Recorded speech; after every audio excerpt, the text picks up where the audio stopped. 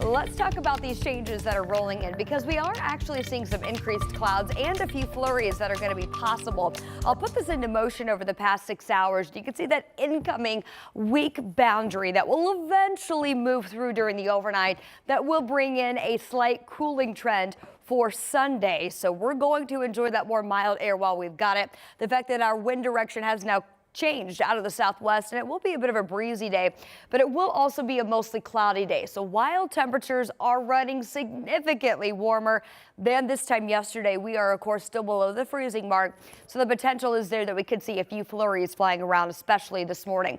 We are running 19 degrees warmer than 24 hours ago, and our current temperature right now at 24 here in Indy. Same deal from Kokomo to Muncie, the cool spot Richmond at 18, and then we factor in that breeze that again is now coming in out of the southwest. Feels more like 9 in Richmond right now. We've got a wind chill of 15, so it's still a pretty cold start to our day. Here's where it warms up as we go through the morning into the early afternoon. Just after the lunch hour, that's when I anticipate temperatures jumping back above freezing, and then we are headed back into the upper 30s for highs today, and we stay above that freezing mark even into the evening tonight. 35 for a high from Kokomo to Richmond today, 39 in Indy, and up to 42 in Bloomington. Tomorrow, with highs back in the low 30s, will be the coldest day in the extended forecast. We've got a lot more warmer weather headed our way, and we'll talk about it coming up in your 7-day outlook. All right, we'll see you then, Lindsay. We start this morning with new developments. Right now, Metro Police say a person is dead after a shooting on the city's north side. Police say it happened shortly after 1 this morning along East 49th Street near 46th and Keystone. Officers say they found a person at the scene with gunshot wounds. They were later transported to the hospital and died. Right now, we're still working to learn more information on what led up to this shooting. Of course, we'll keep you posted as soon as we learn more from police. This morning, we're also working to learn how a man died following a multi-car crash on the city's east side. Metro Police say officers were called to 38th and German Church Road just before 5 Friday evening for a disturbance between cars. Once on scene, they found 6 cars that had crashed. Officers also found a man outside one of those vehicles with gunshot wounds, and a gun was also near him. Police say he was pronounced dead at the scene, and right now it's still unclear how the man died from either gunshot wounds or from the accident. Completely tragic and horrible for uninvolved, possibly just became involved because some other individual's decision. And we're just thinking about everybody involved. Extremely scary. We don't know what led up to this, and we'll continue to work to find out. Police tell us 5 people were sent to the hospital, all involved in the crash. We're told they are expected to be okay. This morning, we are reaching out to IMPD to get the latest updates in their investigation. We'll, of course, keep you posted once we learn more. We really don't want the government deciding what happens in our churches. This morning, local churches, schools, and hospitals are getting put into the national immigration debate. These are places that have traditionally been kept out of it, safe spaces, rather, protected from immigration enforcement. But that all could be changing. During the first days of President Donald Trump's second term, he promised to crack down on immigration, signing several executive orders on the issue.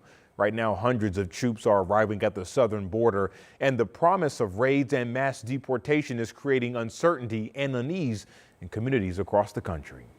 I don't want to say when, but it's going to happen. Has to happen, or we're not going to have a country left. Our Marina Silva spoke with leaders at the protected locations about the new guidance from the Trump administration and what it means for undocumented immigrants right here in Indiana.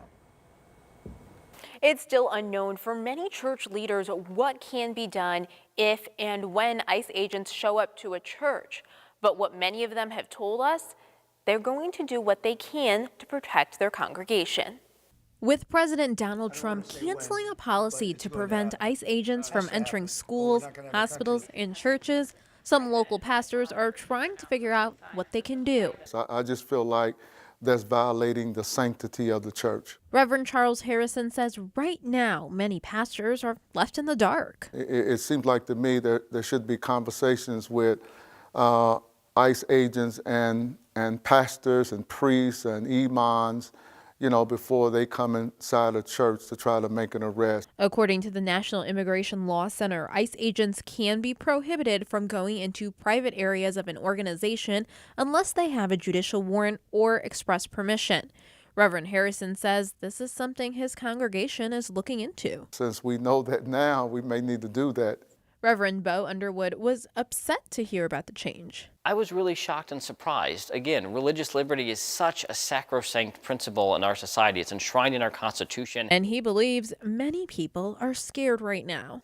And so I think that there's a lot of concern across all Christians as to what's going on here and really wanting to make sure that the plight of the stranger is protected and that our communities are not being used for immigration enforcement. There's a lot of uncertainty.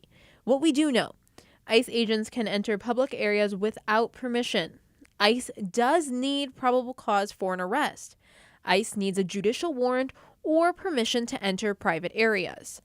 What constitutes private versus public and how to indicate the difference between those areas in so-called safe spaces, though, it's still a little unclear. Reverend Underwood says he does think people will stop coming to church because they are fearful. Reporting in Indianapolis, Marina Silva, 13 News. This morning, state and local law enforcement are being asked to help enforce federal immigration laws, but IMPD leaders say that's not their job. As we reported Thursday night, Chief Chris Bailey responded to the Trump administration, saying on social media, quote, "Local law enforcement, including the Indianapolis Metropolitan Police Department, does not have the authority to enforce federal immigration laws." Rick Snyder is the president of the local police union. He's also echoing that. Enforcement of federal laws must be enforced by federal officers, federal agents, and federal courts, not local or state police officers or state courts. Snyder also says officers are required to cooperate with ICE investigations. And Indiana's Attorney General is suing a northern Indiana Police Department over immigration inaction. Todd Rokita says St. Joseph County Police are not complying with Indiana law. He says the department does not properly notify ICE about the release of undocumented immigrants. Rokita's office has filed similar lawsuits against other agencies, including the sheriff's office in Monroe County. What is happening in Monroe County and here in St. Joseph County isn't fair to Hoosier taxpayers or legal immigrants who came here the right way, like the ones I just met with and spoke with. The St. Joseph County Police Department is refuting Rokita's claims. In a statement, leaders say they communicate with immigration officials on a normal basis. The department also claims Rokita has never spoken with the sheriff about these allegations.